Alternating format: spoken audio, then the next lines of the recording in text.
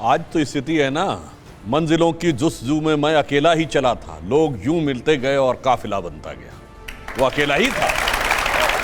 और इतना ही नहीं, अकेला तो कहां कहां तक मोदी जी को 22 साल पहले जब राजनीति शुरू की थी तो कितना अकेला किया गया था, अलग थलग किया गया था, देश से लेकर विदेश तक। और आज देश में नहीं, देश की जनता ही नहीं, विदेश में भी सब साथ हो गए। 5-5, 6-6 देशों का सर्वोच्च नागरिक सम्मान मिल गया। इसलिए मैं कह रहा हूं, हमें कुछ करने की जरूरत नहीं है। कहावत कहते हैं, ऊधव कर्मन की गति न्यारी। ये सारी पार्टियों के साथ समस्या ये है कि इनके पास कोई सकारात्मक एजेंडा नहीं है। फंडामेंटल प्रॉब्लम इनकी पार्टियों में इसलिए आ रही है कि हमारे यहां पार्टी को परिवार समझा जाता है, इनके यहां परिवार को पार्टी समझ लिया जाता है। इसलिए ये अपने नेता से भी कट जाते हैं, विधायक सांसद से भी कट जाते हैं, अपने कार्यकर्ता से भी कट जाते हैं, अपने कैडर से भी कट जाते हैं, और जब टूटने फूटने लगते हैं तो आरोप भाजपा पे लगाते हैं।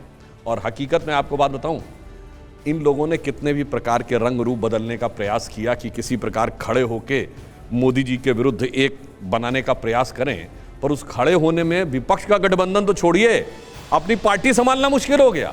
वो पुराना गीत था ना, बहुत पुराना, शायद 60 और 70 की फिल्म की दशक की फिल्म का है, वो इनके ऊपर बहुत सही लागू होता है, विपक्ष के ऊपर, कि स्वरूप धरे जीने के लिए बैठे हैं हजारों जहर पिए, ठोकर न लगाना हम खुद हैं गिरती हुई दीवारों की तरह। और ये अपने कैडर की नजर में क्या हो गए, अपने नेताओं की नजर में क्या हो गए, अपने प्रदेश की जनता की नजर में हो गए कि रहते थे कभी जिनके दिल में, हम जान से भी प्यारों की तरह बैठे हैं उन्हीं के कूचे में, पर आज गुनहगारों की तरह। हाँ, मैं बताता हूँ परिवारवाद क्या होता है। अपने प्रथम परिवार का एक सदस्य बताइए जिसका कोई पद ना हो। बोलिए, नाम बताइए। अनुराग ठाकुर कौन सुनिए, अरे सुनिए, अब आपने देखिए, मुलायम सिंह जी, उनके भाई शिवपाल जी, फिर उनके भाई राम गोपाल जी, फिर बेटा, फिर बहू, फिर भतीजा, फिर एक व्यक्ति का नाम बताइए। 35 लोगों के पास सारे पद, एक व्यक्ति का नाम बताइए। बताइए ना, ये बताइए। मुलायम सिंह जी के परिवार का एक व्यक्ति जो सांसद या विधायक बता दो, ये होता परिवारवाद का बेटा। अब मैं उदाहरण बता रहा हूं पॉलिटिक्स में, अब बताइए। भाई उदाहरण मैं दे रहा हूं, मैंने दिया। देखिए, आप बोल रहे हैं तो मैं डिस्टर्ब नहीं, जैसे आप, मैं उदाहरण दे रहा हूं, जैसे आप इस प्रोग्राम की एंकरिंग कर रहे हैं, तो आपके परिवार का कोई व्यक्ति पत्रकारिता नहीं ज्वाइन कर सकता या टीवी 9 चैनल नहीं ज्वाइन कर सकता, ऐसा रोक नहीं लगाया जा सकता। परिवारवाद यह है कि आप ये कहें कि जिस दिन मैं एंकरिंग छोड़ूंगा मेरे परिवार का ही कोई व्यक्ति एंकर बनेगा। और इन सब पार्टियों में, ये तो भी 10 साल पुराने हैं, यहां एंकर एक ही है, पीढ़ी दर पीढ़ी एंकर तय है, यह है परिवारवाद। अच्छा। वरना आप पूछिए कि 38 साल की उम्र में, 37 साल की उम्र में अखिलेश जी में ऐसी कौन सी योग्यता थी जो प्रोफेसर राम गोपाल में नहीं थी कि वो मुख्यमंत्री बन गए। जवाब दीजिए ना। जवाब दे रहा हूं। इसमें क्या बोल गए कि फिर देखिएगा अभी बैक करके, इन्होंने कहा जो एक्सप्रेसवे है दिल्ली और लखनऊ वाला, तो बहुत सारे एक्सप्रेसवे बन गए, इनको वहीं पे अटके हुए हैं। उन्होंने कहा समाजवादी पार्टी के राष्ट्रीय अध्यक्ष अखिलेश यादव जी ने बनवाया। अरे उस समय तो राष्ट्रीय अध्यक्ष मुलायम सिंह जी थे, ये तो सीएम थे। राष्ट्रीय अध्यक्ष कौन था भाई 2017 में, 2012 में कौन था? आज की डेट में, आज की डेट में वो बनाया उस समय, आज की डेट की बात कर रहे हैं भाई। अब भूल जाते हैं, कुछ भूल जाते हैं। चलिए, आज बड़ी मजेदार बात यह है कि जब आप कहेंगे इनके साथ सरकार में रह चुके हैं, बिल्कुल भ्रष्टाचारी हैं, हमारी सरकार में घनघोर भ्रष्टाचार हुआ था। हमने कहा आरोप है, आरोप आज भी है, और आरोप जांच से पहले नहीं होगा। इनका कहना था ऐसा कुछ हुआ ही नहीं, आज कहते हैं ऐसा ही हुआ था। आज स्थिति यह हो गई है इन विपक्षी दलों की, अपनी पार्टी के नेताओं कहते हैं हां मेरे नेता भ्रष्टाचारी थे, हमारी सरकार भ्रष्टाचारी थी, हमने घनघोर भ्रष्टाचार किया था, और उसके बाद फिर आगे और कहते हैं, उसके बाद अपने ही नेताओं को कमजोर साबित करते हैं नैतिक दृष्टि से। अरे वो डर गए ईडी सीबीआई से, इसलिए वो इधर आ गए। भैया, एलानिया बेइज्जती अपनी नेताओं, अपनी सरकार, अपनी पार्टी की ऐसी करवाते मैंने नहीं देखा। अब मैं उदाहरण देना चाहता हूं, अगर किसी को कहने की बात है तो झूठे आरोप लगाने की जो बात कहते हैं, हमारी सरकार थी, हिंदू आतंकवाद के कितने झूठे केस लगाए, चला गया कोई पार्टी छोड़ के। गुजरात के किन किन लोगों के ऊपर झूठे केस लगाए, मंत्रियों विधायकों पे, चला गया कोई पार्टी छोड़ के। और छोड़िए, जिस जमाने में इमरजेंसी लगी थी, जब कोर्ट में जाने का भी ऑप्शन बंद था, जेल में ही सड़ते रहना था, कितनों ने पार्टी छोड़ दी। और सुनिए, ये तो वो हैं जो कहते हैं हम अंग्रेजों से लड़े थे, वो जेल में रहे थे, झुके नहीं थे, आज कहते ईडी सीबीआई डर गए। मतलब गजब का इन लोगों का पैटर्न है, आप ये देख लीजिए। यह दर्शाता है कि अपनी पार्टी की कमजोरी को लोग साबित करते हैं। हम बिल्कुल स्पष्ट हैं, हमारे हिसाब से आरोप है संशय है, इसलिए हमने आज तक किसी आरोपी नेता के खिलाफ ना कोई केस विड्रॉ किया है, ना कोई केस क्लोज किया है। मगर ये कहते थे ऐसा हुआ ही नहीं, इनका ऑफिशियल स्टैंड ऐसा हुआ ही नहीं, जैसे ही छोड़ के गए थे ऐसा ही हुआ। अब इनसे पूछ लीजिए, उसके बाद बहुत साफ हो गया। आइए, बिल्कुल आइए। नहीं सुनिए, विपक्ष का उत्तर आपको कभी नहीं मिलेगा। इनकी स्थिति है कि एक प्लेन पेपर में दोनों तरफ पीटीओ लिख दो, तो पीटीओ लोग पलटते ही रहेंगे, कागज का एंड बताएंगे। सुधांशु भाई, आपसे उम्मीद नहीं है, ये संबित पात्रा से रहती है। नहीं, मैं एकदम साफ बात बताने का नहीं, ये साफ बात तो है ही है। इसमें तो कहीं रहे कि हयादार अपनी हया से डर गया। अब मैं एक्चुअल बात कहना चाहता हूं, ये लोग आरोप लगा रहे हैं कि भारतीय जनता पार्टी की, मोदी जी की सरकार आने के बाद इन पर भ्रष्टाचार के आरोप लगे। मैं विनम्रता से पूछता हूं, एक पार्टी बता दीजिए जिसके ऊपर 2014 से पहले, आज से नहीं 20-30 साल पहले से, जिनके नेताओं ने भ्रष्टाचार के आरोप में कचहरी और एजेंसीज के चक्कर न काटे। तो फिर उसी भ्रष्टाचारी पार्टी को आपने लिया क्यों? पूरी बात बताइए, अगर वो एनसीपी भ्रष्टाचारी थी और पूरी बात होने दीजिए सर, भ्रष्टाचारी मैंने डिस्टर्ब नहीं किया। अरे भाई आप नहीं, मैं आपका बता रहा हूं भाई, ये तो सबसे महान है भारत के इतिहास में। मैं छोटा मोटा नहीं, प्रधानमंत्री स्तर की बात बता रहा हूं। एकमात्र बार यह साबित हुआ कि प्रधानमंत्री ने रिश्वत लेकर अपनी सरकार बचाई। 1994 झारखंड मुक्ति मोर्चा रिश्वत कांड, कांग्रेस की सरकार। और पीवी नरसिम्हा राव प्रधानमंत्री पद से हटने के बाद कोर्ट में जाके खड़े रहे भ्रष्टाचार के आरोप में। तब तक मोदी जी, अमित शाह जी का नाम ही नहीं था, भारतीय जनता पार्टी की सरकार नहीं आई थी। और जिनकी सदारत में जाके बैठे थे पटना में, लालू प्रसाद यादव 97 में जेल चले गए थे और उन्होंने आरोप लगाया था कि कांग्रेस ने उनको जेल में डाला। तब तक भाजपा की सरकार नहीं आई थी। और भाई, 1 लाख रुपए की घूस लेता हुआ जिसकी पार्टी के अध्यक्ष और कैमरा पकड़ा गया हो, बंगारू लक्ष्मण हो गए, जेल गया हो, 1 लाख रुपए की घूस डिफिकल्टी में आ गए। 1 लाख। अच्छा, वो किस चीज के लिए ली थी, नाम बताइए किस चीज के लिए? वो भी एक विचित्र केस था, वो भी तरुण मतलब कोई केस ही नहीं था जिसमें कह दिया गया कि फलाने कांड के लिए ली गई। अब खैर कह रहा हूं, आप करें तो रासलीला, बाकी सब में कौन सा ढीला नहीं बोला था आप लोग। मुझे लगता है भदौरिया जी एक ही प्रधानमंत्री है, सुनिए, जिसको चुनावी धांधली के लिए दोषी सिद्ध कर दिया गया कोर्ट के द्वारा, श्रीमती इंदिरा गांधी, इलाहाबाद हाई कोर्ट के द्वारा। और उनको 6 साल चुनाव लड़ने में प्रतिबंध लगा दिया गया, तो इमरजेंसी लगा दी गई। किस जमाने से? सुप्रीम कोर्ट ने जगमोहन 2014 के बाद मोदी जी के नाम पे झूठ बोल रहे हैं ऑन कैमरा। क्या जगमोहन सिन्हा जी का जजमेंट में नहीं था? 6 साल जजमेंट में नहीं था। 1 मिनट, उसके बाद सुप्रीम कोर्ट ने उसी जजमेंट को उल्टा नहीं किया। नहीं किया, बिल्कुल किया, बिल्कुल नहीं किया। झूठ बोल रहे हैं आप, झूठ बोल रहे हैं। इमरजेंसी लगाने की जरूरत ही नहीं थी। झूठे हैं, आप झूठ बोल रहे हैं। सुप्रीम कोर्ट ने उस जजमेंट को ओवरटर्न किया। सुनिए, सुप्रीम कोर्ट ने उस जजमेंट को ओवरटर्न किया। मुद्दे पे आ जाते हैं, आप झूठ बोल रहे हैं। आप मुद्दे पे आ जाते हैं, वापस मुद्दे पे आ जाते हैं। मेरा सवाल ये है, इमरजेंसी लगी हुई थी, इसीलिए लगी, क्योंकि कोर्ट से बात खा गई थी। सवाल तो सुनिए, सुप्रीम कोर्ट ने वो जजमेंट नहीं सस्टेन किया।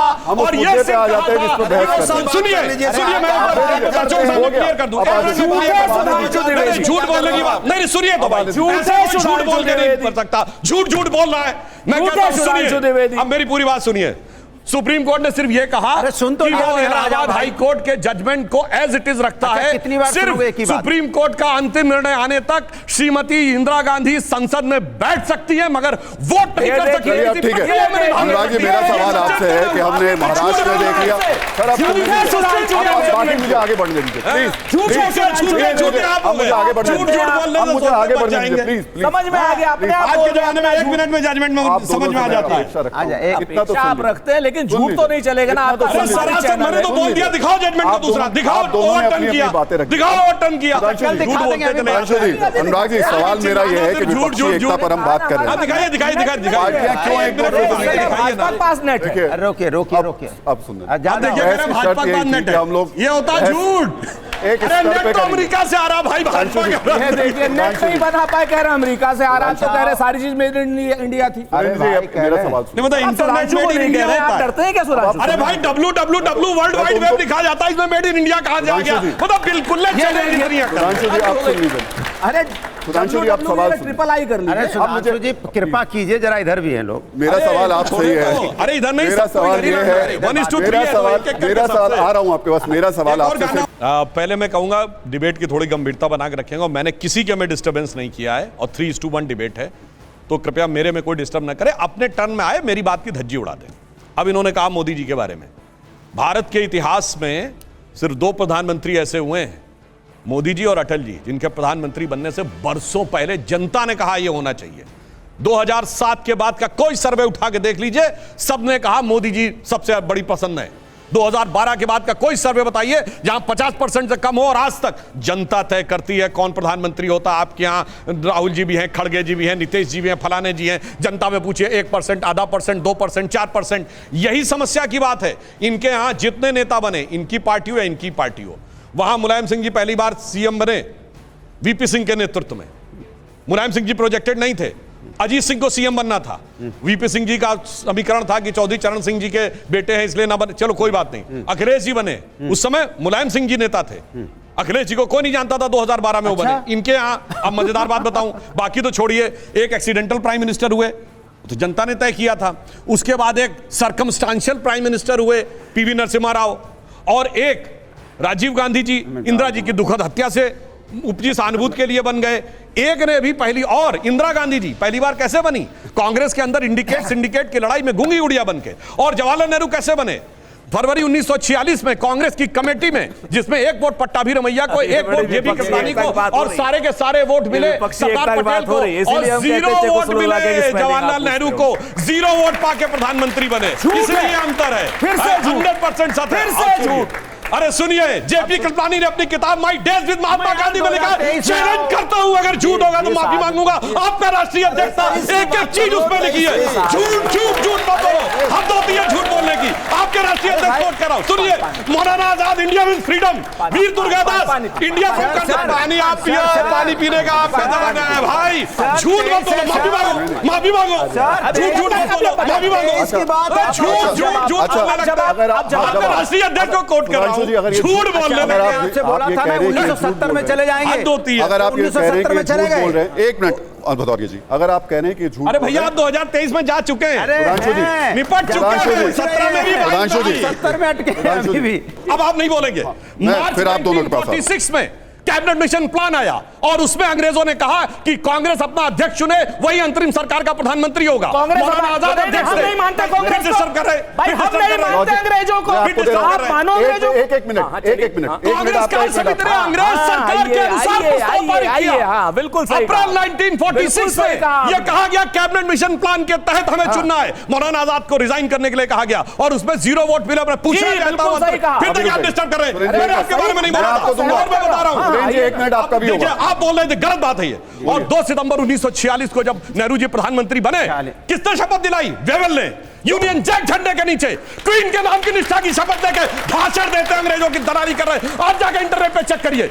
हो गया। डॉन माउंटबेटन के साथ शिमला में छुट्टी मना रहे हैं, पारिवारिक वो मना रहे हैं, अंग्रेजों के साथ गजब। और इनका पितृ संगठन कौन? 1885 में कांग्रेस बनी, बनाने वाला एरन ऑक्टेवियन ह्यूम, अंग्रेज सरकार का सेक्रेटरी। पितृ संगठन अंग्रेज सरकार, अंग्रेजों का पितृ संगठन। एक मिनट इनको दे देते हैं, और मैं फिर अनुराग भदौरिया के पास जाऊंगा। अब आप आ जाइए। मैंने कोई बात गलत बोली हो, चैलेंज करता हूं, और आपने सो भी। अरे चैलेंज, अगर दिखा दीजिए कि कृपलानी नहीं लिखा है, मैं माफी मांगूंगा। 100% झूठ नहीं बोलिए, झूठ नहीं बोला है। आप बोलिए ना, आप कहिए, चलिए आप कहिए वो किताब में नहीं लिखा है। आप यहाँ कहिए, चैनल पे कहिए कृपलानी ने नहीं लिखा है। प्रेम शुक्ला हो जा रहे हैं। अरे प्रेम शुक्ला क्या हो जा रहे हैं? अरे इनका अध्यक्ष कोट कर रहे हैं, झूठ झूठ झूठ। अरे ऐसे झूठ झूठ करने से थोड़ी झूठ होता है। बस एक मिनट इनका, फिर मुझे इधर भी जाना है। मतलब बेहुदेपन की हाथ है, झूठ झूठ बोलते चले जा रहे हैं, झूठ झूठ।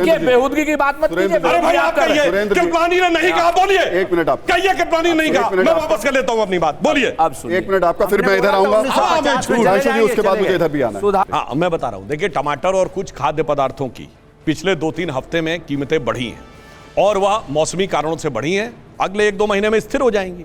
अगर मैं इनसे पूछूं, ये बताइए कि रेट ऑफ इन्फ्लेशन क्या है? मई के महीने में क्या था रेट ऑफ इन्फ्लेशन, बताइए। 4.5। और बताओ। तो 4.5 पिछले 4 साल का सबसे कम है। अब बोलिए, खुद ही बोले 4.5 पूछ रहा हूं अब उसके बोलने के बाद। अरे भाई मैं कह रहा हूं तो आप कह रहे हैं महंगाई ज्यादा, महंगाई आप सुनिए, जाता है 500 रुपए लेके उसे क्या तरीका है भाई बीच में डिस्टर्ब करने लगते हैं। इन्फ्लेशन बताओ भैया, तब चावल खरीदेंगे। इन्फ्लेशन बताओ भैया, इन्फ्लेशन बताओ। अरे भैया उसको आटा चावल दाल खरीदना है। आम आदमी बेचारा इन्फ्लेशन नहीं समझता, उसको पता है कि 80, इन्होंने बोला 100 रुपए, उनके हिसाब से 100 रुपए महंगा है। उनको पता है 160 रुपए में दाल मिल रही है, उनको पता है 170 रुपए में तेल मिल रहा है, सब्जी महंगी है। अब वो इन्फ्लेशन पूछेगा, भैया सब्जी वाले इन्फ्लेशन बताओ। हाँ मामला है, नहीं इन्फ्लेशन बताओ। अरे कमाल की बात करते हैं आप ही भाई। अरे यार यही तो सवाल पूछा था आपसे मैं, यही पूछा था। डिस्टर्ब करने मैं आखिर में निकले सपाई, इन्फ्लेशन बोल के भी बेचारे फंस गए, उनके लेवल से बाहर की बात। अच्छा बोलिए। अब मैं बताता हूं, ये बताइए जब इनकी सरकार थी तब सब हम ही बताएंगे, आप कुछ नहीं बताओगे। कितनी थी? नहीं सब हम ही विपक्ष ही बताएगा, सत्ता पक्ष कुछ नहीं बताएगा। कमाल है, देखिए होना चाहिए। ये भी हमसे पूछ रहे हैं, आखिर में बोलने लगे, हमसे पूछ रहे हैं। भाई महंगाई विपक्ष से पूछोगे तो भैया सत्ता में कौन है? पूछ लिया ना सवाल, आप मुझसे पूछ रहे थे। मैं बता रहा हूं, जाके चेक करिए। 2014 में 13% थी महंगाई की दर। भैया इनके मुंह से निकला 4.5% महंगाई की दर।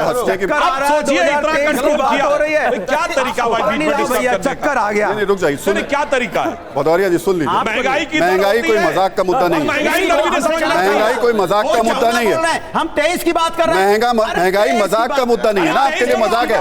गनवा लिया ना 4.5, आपके मुझसे गनवा लिया ना 4.5 है, जबकि 4.3 है। चलिए 4.5 तो बोल दिया आपने। अच्छा उसमें भी निकालोगे दो? मैं कह रहा हूं ना, आ रहा हूं आपके भैया अब सुनिए, कोविड से पहले हम 3.5 पे ले आए थे। कोविड के बाद 2019 में जाके चेक कर लीजिए 3.5% थी महंगाई की दर।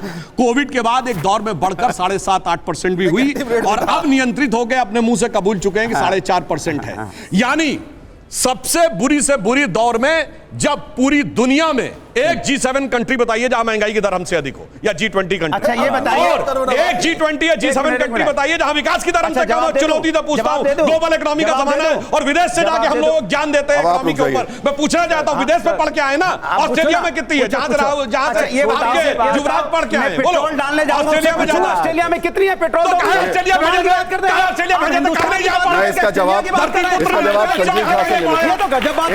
संजीव झा से, ऑस्ट्रेलिया से हम भरवाने जाएंगे। संजीव जी बताइए। ये तो गजब है भाई। उस जमाने में 6 सिलेंडर सब्सिडी के मिलते थे, चुनाव से पहले इन्होंने 9 किए थे और मार्केट रेट 1241 था। सब्सिडी की जो शर्त थी वो 2014 में समाप्त हो गई, क्योंकि 1 जनवरी 1995 को WTO के साथ कांग्रेस सरकार जो एग्रीमेंट करके गई थी उसके तहत 2010 में पहले सब्सिडी समाप्त हुई पेट्रोल और डीजल पे, और उसके बाद LPG गैस के ऊपर अक्टूबर 2014 में सब्सिडी समाप्त हो गई। जब सब्सिडी नहीं रह गई, आप समाप्त करके गए थे सब्सिडी का सिलेंडर, वो भी सिर्फ 6 देते थे। क्या 6 सिलेंडर सबका काम चल जाता था? ओपन मार्केट में 1241 का था और ये सरासर झूठ बोल रहे हैं और सब्सिडी का प्रावधान अपने जमाने में समाप्त करके गए। मैं अब दूसरे मुद्दे पे जा रहा हूं। मेरा यह मानना है कि गरीब और वंचित वर्ग को निश्चित रूप से सब्सिडी या मुफ्त की चीजें मिलनी चाहिए, परंतु ये पहले आइडेंटिफाई होना चाहिए कि किसको जरूरत है। जैसे हमने कहा 50 करोड़ लोग ऐसे हैं देश में जिनको आयुष्मान भारत योजना के तहत 5 लाख का बीमा मिलना चाहिए, 140 करोड़ को नहीं। इनका यह कहना है कोई रिसर्च मत करो, कोई डिटेल में मत जाओ, इन ब्लॉक कह दो जी सबकी 700 यूनिट माफ। अरे किसी को जरूरत है, किसी को नहीं है। दिल्ली और पंजाब 2 जगह इनकी सरकार है। दिल्ली भी उत्तर भारत में और पंजाब दोनों समृद्ध राज्य माने जाते हैं। उत्तर भारत सारी महिलाओं को हम फ्री कर देंगे, सबको 700 रुपए फ्री कर देंगे। ये क्या होता है? आपसे पूछिए, इन्होंने गुजरात में जितना फ्री का दावा किया था जानते हैं? गुजरात के कुल बजट का 2.5 गुना था। कुल बजट का 2.5 गुना, क्योंकि इनको पता आना नहीं, ये भी फ्री वो भी फ्री। इसलिए एक जिम्मेदार और संवेदनशील सरकार होना अलग बात है, और एक बात जिसमें आपको पता हो कि फ्यूचर में जाकर आप कितनी बड़ी समस्या में होंगे। क्योंकि अंतर क्या है, जैसे प्रधानमंत्री जी ने कहा कि 2047 के बारे में अभी काउंसिल ऑफ मिनिस्टर्स के बारे में बात किया। हम 25 साल आगे की भी सोचते हैं, अच्छा, और 2500 साल पीछे की भी सोचते हैं, 100 साल आगे की भी सोचते हैं, 250 साल है। इन लोगों कोई मतलब नहीं है। 5-10 साल सत्ता में रहे, उसके बाद देखा जाएगा कौन क्या करता है। इसलिए हमारी इनकी सोच में अंतर है। हाँ बिल्कुल सही बात है, क्योंकि मध्य प्रदेश में बड़ा राज्य भी है, मध्य प्रदेश में जनजातीय क्षेत्र भी है, पुराना भी था। इसलिए मैंने कहा ना, सरकार को कष्ट सह के भी गरीब को देना होगा, मगर सबको दे देंगे, अमीर गरीब सबको दे देंगे जस्ट खुश करने के लिए कि हाँ जी हमको सबको फ्री हो जाए, वह बात तर्कसंगत नहीं लगती। वो सरकार का खजाना लुटाने जैसी स्थिति होती है। गरीब को दीजिए तो सही है, मगर सबको देंगे ये राजनीति। जैसे मैं बताऊं, इन्होंने अभी बात कही थी, ये सबको गैस सब्सिडी देते थे। सक्षम लोग हैं, क्यों भाई, जो लखपति करोड़पति हैं उनको गैस सब्सिडी की क्या जरूरत थी? इसलिए प्रधानमंत्री जी आए, उन्होंने कहा, उन्होंने कोई नियम नहीं बनाया, कहा जो सक्षम है वो छोड़ दें। 1 करोड़ से अधिक लोगों ने छोड़ दिया। ये होती है नेता के प्रति भी विश्वास और ईमानदारी। ये अंतर होता है शासन चलाने की दृष्टि, जो हमारी और इनके में अंतर। देखिए, हमारे इनके काम में बहुत अंतर है। अभी बहुत भाव के साथ बोल रहे थे गरीब को ये मिल जाता है, गरीब को तो इसमें क्या, गरीब को तो हम भी देने के पक्ष में हैं, पर इनके गरीब और हमारे गरीब में अंतर है। कैसे? इनके यहाँ ऐसे गरीब होते हैं, इनके यहाँ एक ऐसे नेता थे, गरीब थे, गायत्री प्रजापति, जिन्होंने अपने को बिलो पावर्टी लाइन शो किया और 10 साल के अंदर ऑफिशियली 150 करोड़ की संपत्ति का हलफनामा दिया। ऐसा शानदार गरीब उत्थान जो आप लोग करते हैं, इसीलिए मैं एक मिनट, आप देखिए फिर बीच में डिस्टर्ब करने लगे, बीच में डिस्टर्ब करने लगते हैं, किसी के बीच में नहीं बोलता। हाँ बिल्कुल सच सच बोल रहे हैं भाई, जितने लोग गरीब और वंचित, फिर देखिए बीच में बोलने लगे, टोका था उतना ही टोका है। कितना टोका भाई, गरीब और वंचित देख लीजिए साहब, राजस्थान सरकार का देख लीजिए साहब। ये सब लोग कहते हैं हम गरीबों वंचितों के लिए बात कर रहे हैं, और गरीब वंचितों के नाम पे काम करने वाली पार्टियों के नेता सबसे अमीर हैं, सबकी 150 करोड़ की संपत्तियां हैं। कहां है? पूछिए इनके नेता डीके शिव कुमार 1400 करोड़ की संपत्ति है, और कह रहे हम गरीब के लिए काम कर रहे हैं, गरीब के लिए काम कर रहे हैं। मैं चुनौती से पूछता हूं इनके नेताओं से, पूछिए डीके शिव कुमार, सुनिए आपके पेट में क्या दर्द है? उनके कर रहे हो यार, अपने भी आपके पेट में क्या दर्द फिर है? डिस्टर्ब करने लगे। मायावती जी देखते देखते गरीब वंचित में 150 करोड़ की संपत्ति। सुनिए, गरीब गुरबा का परिवार, लालू प्रसाद यादव जी आज सबसे अमीर परिवार, शॉपिंग मॉल हो गया, बड़े बड़े वो हो गए, फार्म हाउस हो गए दिल्ली में। देखिए होता क्या है, गरीब को कुछ 100 रुपए का वो दिखाना है कि सब्सिडी दी, उसके बाद सत्ता आने के बाद हजारों करोड़ अपने परिवार के लिए अंतर करना है। ये फंडामेंटल अंतर है, इसीलिए मायावती का जिक्र आ गया। ये मुद्दों पे साथ है। वैसे एक बात मैं क्लियर कर दूं, मैंने भी देख लिया, इन्होंने, सही बात है, राजस्थान सरकार ने अप्रैल के महीने में, यानी जब चुनाव से 6 महीना पहले रह गया, इस बजट में 25 लाख कर दिया है बढ़ा के। वही मैंने कहा, पूर्व में तो मुझे ध्यान था कि ऐसा नहीं था। अशोक गहलोत जिंदाबाद। अरे भाई 6 महीना पहले, अशोक गहलोत अब मैं बता रहा हूं, सुनिए, आयुष्मान भारत प्रधानमंत्री, अशोक गहलोत जिंदाबाद। आपके बोलने मैंने डिस्टर्ब नहीं किया। आयुष्मान भारत प्रधानमंत्री जी चुनाव के समय नहीं लाए, आप चुनाव के समय कर दिए कि अब अगली सरकार आगे देखेगी कि क्या होना है 25 लाख का। अब मैं इसका जवाब देता हूं। जो आपने बात कही, ये लोग एक हैं, ऐसी बात नहीं है, इनके मुद्दे भी बड़े कॉमन हैं। देखिए 23 जून को पटना में बैठक हुई, जिसमें सब लोग कॉमन एजेंडा पे आके बात करने लगे, मगर 23 जून को प्रधानमंत्री जी अमेरिका में थे। वहां पे अगर आप देखें तो उस समय भारत की डिफेंस को मजबूत करने के लिए क्या क्या होना था, चाहे जी कंपनी के द्वारा उस जहाज का इंजन भारत में बनना हो, चाहे सेमीकंडक्टर्स आने हो, प्रीडेटर ड्रोन, यानी डिफेंस डील हो रही थी भारत की डिफेंस को मजबूत करने के लिए। 23 जून को इन सारे लोगों का भी एक मीटिंग हो रही थी पटना में, उसमें भी एक डिफेंस डील थी। क्या डिफेंस डील थी? एक आए कोयला और 2G घोटाले वाले, एक आए शराब घोटाले वाले, एक आई भर्ती घोटाले वाली बुआ जी, और बैठ गए अध्यक्षता में चारा घोटाले वाले में। तो अपने अपने घोटालों की डिफेंस की डील उन लोगों ने वहां बैठ के वक्त की कमी है। अनुराग भदौरिया, लास्ट कमेंट आपका, चलते चलते। देखिए